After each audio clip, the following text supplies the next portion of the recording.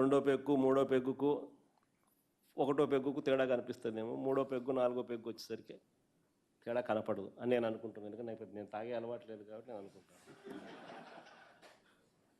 అనుకుంటాను. అంటే అంత బరితెగింపు.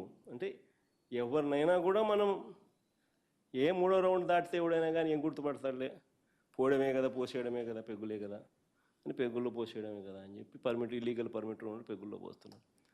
గ్రామాలలో బెల్ట్ షాపులలో యథేచ్ఛగా అమ్మేస్తున్నారు. ఎవడు స్కాన్ చేసేది అక్కడ?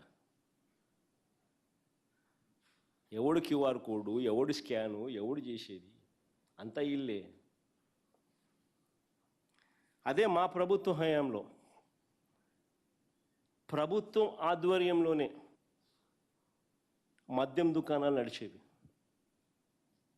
ప్రభుత్వం ఆధ్వర్యంలోనే మద్యం దుకాణాలు నడిచేటివి. లాభాపేక్ష ప్రభుత్వానికి లేదు. అందుకనే బెల్ట్ షాపులన్నీ రద్దు చేసినాం. అందుకే షాపులు కూడా సంఖ్య తగ్గించినాం. అందుకే టైమింగ్స్ పెట్టి మరి షాపులు నడిపాం. ఎప్పుడంటే ఎప్పుడు అవైలబుల్గా పెట్టలా. ఇల్లీగల్ పర్మిట్ రూములు లేవు, రద్దు చేసినాం. క్యూఆర్ కోడ్ స్కాన్ చేసి గవర్నమెంట్ షాపుల్లో అమ్మక మునుపు స్కాన్ చేసి అమ్మేటోళ్ళు డైనమిక్గా. క్యూఆర్ కోడ్ సిస్టమ్ తెచ్చింది మేమే.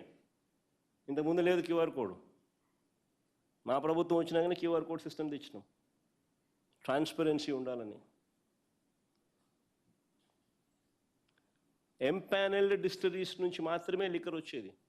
ఆ ఎంపానెల్డ్ డిస్టిలరీస్ కూడా కొన్ని 100 కోట్ల రూపాయలు ఖర్చు చేసి డిస్టిలరీలు పెట్టిన వాళ్ళు. ఆ ఎంపానెల్డ్ డిస్టిలరీస్ కూడా మేము ఎంపానెల్ చేసింది కాదు, చంద్రబాబు నాయుడు గతంలో ఎంపానెల్ చేసినట్టు.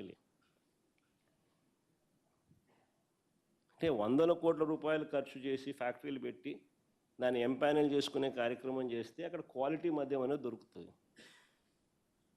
ఆ క్వాలిటీ మద్యానికి క్యూఆర్ కోడ్ పెట్టి ట్రేస్ చేసి గవర్నమెంట్ షాపులలో గవర్నమెంటే దాన్ని అమ్మితే, అమ్మే ముందు ప్రతి బాటిల్ను స్కాన్ చేసి క్యూఆర్ కోడ్ స్కాన్ చేసి అమ్మితే ప్రజలకు మంచి ఆరోగ్యం అనేది కనీసం కొద్దో గొప్ప, తాగితే ఎలాగూ చెడిపోతుంది, కనీసం ఆ ఉన్నకాడి కన్నా కొద్దో గొప్ప ప్రజలకు మంచి ఆరోగ్యం ఇచ్చే ప్రయత్నం ఒకటి మా ప్రభుత్వ హయాంలో జరిగింది.